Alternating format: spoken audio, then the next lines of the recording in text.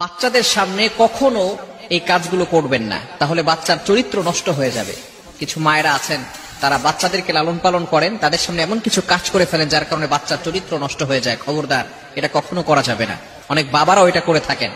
এক নাম্বার হচ্ছে most important, বাচ্চার সামনে কখনো কাপড় পরিবর্তন করবেন না। বিশেষ করে কিছু মায়েরা এমন রয়েছে, মনে করে বাচ্চা তো ছোট, বাচ্চা কি বুঝবে। 2 বছরের পরে বাচ্চাদের সামনে কাপড় খোলামেলা করবেন না। কেননা 2 বছরের পরে ক্ষুদ্র ক্ষুদ্র ছোট বিষয়গুলো বাচ্চার মনে থাকে, বড় হওয়ার পরেও মনে থাকে। এজন্যই আমাদেরকে সবসময় সতর্ক থাকতে হবে যাতে করে বাচ্চার সামনে এই ধরনের কোনো কাজ আমরা না করি। বাচ্চার সামনে অনেক সময় ঝগড়া করে পিতামাতারা, এরকম মা বাবা আছে না নাই? খবরদার, এগুলোর মাধ্যমে বাচ্চারা শিখবে। খবরদার, বাচ্চার সামনে কখনো আপনার ওয়াইফকে শাসাবেন না। আপনি মনে করছেন এটা আপনার স্ত্রী, সে কিন্তু একজনের মা, আপনার সন্তানের মা। এজন্য অবশ্যই তাকে সম্মান করতে হবে, রেসপেক্ট করতে হবে। অনেক পুরুষ এটা বুঝেই না।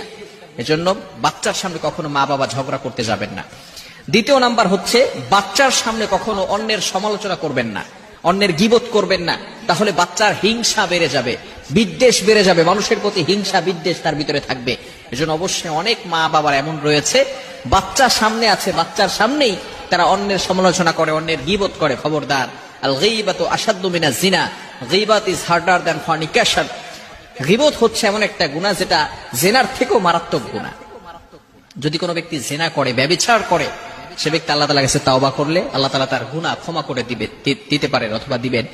কিন্তু কোনো ব্যক্তি যদি গীবত করে, যার গীবত করা হয়েছে, সে যতক্ষণ পর্যন্ত ক্ষমা না করবে আল্লাহ তাআলাও তাকে কখনো ক্ষমা করবে না। এজন্য খবরদার, বাচ্চার সামনে কখনো অন্যের সমালোচনা করবেন না। নাম্বার 3, তৃতীয় নাম্বার হচ্ছে, বাচ্চার সামনে কখনো ছোট ছোট আমরা প্রতিশ্রুতি দিয়ে থাকি, মিথ্যা প্রতিশ্রুতি কখনো দিবেন না। বলি যে বাচ্চা, অনেক সময় আমরা এটা বলি, তুমি এটা করো তাহলে তোমাকে একটা সাইকেল কিনে দিব। খবরদার, এই ধরনের মিথ্যা প্রতিশ্রুতি বাচ্চাদেরকে দিবেন না। তাহলে আস্তে আস্তে বাচ্চাও আপনার প্রতি বিশ্বাস হারিয়ে ফেলবে যে বাবা তো এটা বারবার আমাকে বলেছে কিন্তু কখনো কিছু দেয় নাই।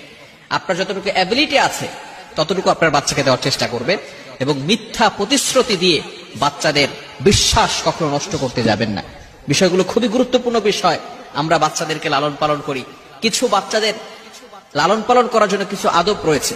মনে রাখবেন, শুধু সন্তানের পিতামাতার প্রতি দায়িত্ব বিষয়টা এমন নয়, বাবা মারও কিছু দায়িত্ব রয়েছে সন্তানদের প্রতি, যাতে করে এই সন্তান আস্তে আস্তে বড় হওয়ার পরেই সে ইসলামের পথে চলে আসে, সঠিক পথ সে চলতে পারে এবং সে আদর্শ শিক্ষা পায়।